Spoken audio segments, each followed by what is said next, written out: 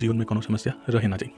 बल्कि ई बुक ई बात पे ज़्यादा ध्यान देता कि रउआ अगर माइंडफुलनेस या मेडिटेशन के जौन क्षमता बा राउर जीवन में बदलाव लिया होके ओके समझ जाई तो राउर जीवन में एटलीस्ट 10% के बदलाव जरूर देखे के मिली।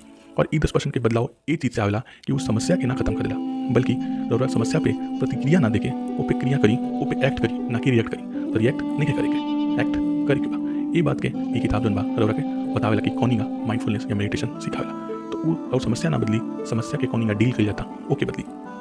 और इससे रउआ की ये बात की पुष्टि करी कि राउर जीवन में सफलता ये बात पे नहीं डिपेंड करत कि परिणाम के का हुई, बल्कि ये पे डिपेंड करता कि रउआ कितना चेष्टा करता नहीं। अगर लगातार चेष्टा करता नहीं तो परिणाम रउआ बस में नहीं है, लेकिन राउर जौन काम बा रउआ बस में बा। और अगर ये बात की सीमा के रउआ समझ जाई तो रउआ अपने जीवन में एटलीस्ट पिछले तुलना में 10% ज़्यादा खुश हो गए। और यही समझ के आज हमने के